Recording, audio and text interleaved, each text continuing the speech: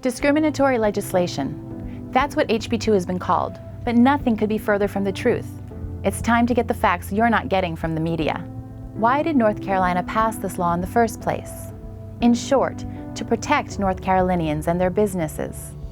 In February, the Charlotte City Council voted to impose a harmful ordinance that would have required all public accommodations, including businesses, schools, churches, and gyms, to open their restrooms, showers, and locker rooms to members of the opposite sex, invading citizens' privacy and safety, particularly women and children.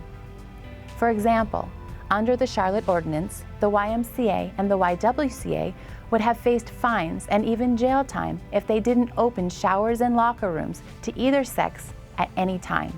Hard to believe, right?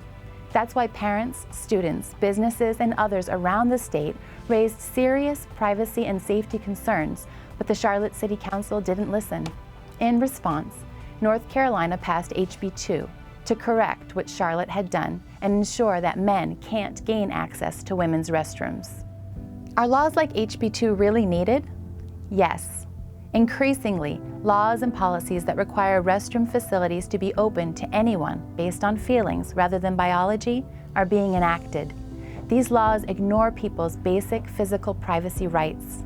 And there are documented cases of men pretending to be women using these laws to gain access to women's restrooms and changing areas to spy on and even sexually assault women and girls.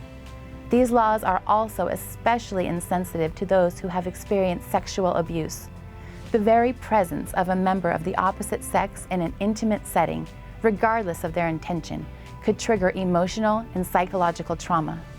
Why can't people use restrooms and locker rooms based on their gender identity or feelings? There's no universal definition for gender identity. Allowing restroom access based on gender identification and not biological fact is unworkable. The only policy that protects everyone's privacy is one based on biological sex. But doesn't this law mandate discrimination against transgender people? Not at all. HB2 simply restores fundamental privacy norms to restrooms and changing rooms in government and public school facilities. And it offers accommodations to those uncomfortable using restrooms that correspond with their biological sex. Maintaining sex-specific restrooms treats everyone fairly and is common sense. Does this bill allow bullying against children struggling with their gender identity? Absolutely not. Every child deserves to be treated with dignity, love, and respect. And North Carolina law specifically prohibits bullying and harassing behavior against children on the basis of gender identity. It's time for facts, not fiction. When we go to the restroom or locker room, we have an expectation that only members of our sex will be in there. And it's more than an expectation, it's a right. HB2 is good for North Carolina. It's constitutional and ensures the privacy and safety of all.